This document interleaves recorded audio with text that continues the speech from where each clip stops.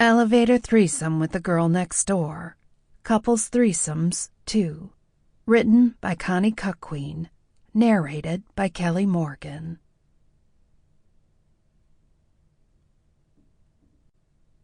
I don't know. I just think we could spice things up some more, I said, looking back to my husband John as he held the door of our apartment building open. How? He asked. More spontaneity? Yes, that, I said, swinging my handbag and turning to him as I walked backwards across the foyer. But I also think we should try something new, something exciting. I'm all ears. Something like... Just then we heard the click of heels across the marble as our new neighbor Molly entered the complex. "Can you hold the door?" she called casually as she fidgeted in her handbag. "Something like that," I said, slapping John's ass. He batted my arm away as I grinned. I knew for a fact he had the hots for her. I'd have been more concerned if he didn't. This cutesy 20-year-old fuck machine would have gotten any man weak at the knees. "Thanks," she smiled, stepping inside. She stood in front of us, and I elbowed John playfully, nodding again at the temptress before him.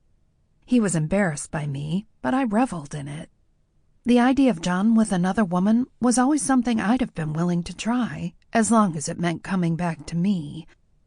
I knew that now we were both in our late 30s that it was natural for him to fantasize about other younger, prettier women. Molly was just that.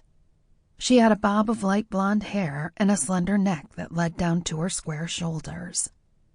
Beneath that, a pair of modest, tasty tits that sat all perky on her chest as though they demanded attention. Today she wore a short, flowery summer dress and a pair of boots that almost looked at odds against the rest of her outfit. She had a confidence and figure that could pull it off, though.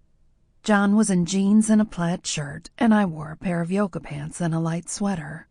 "What do you say?" I said, continuing the conversation vaguely behind Molly. "Would you be interested in something like that?" "I'd have to think about it," John said, keen to change the subject.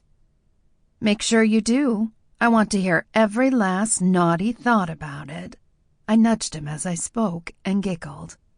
Molly cleared her throat and stared forwards, looking up at the floors as they pinged by on the display. "What's your opinion, Molly?" I said, and John looked instantly mortified. She turned around, surprised. "Sorry, forgive me, I saw your name on your mail. I'm Gail, and this is John."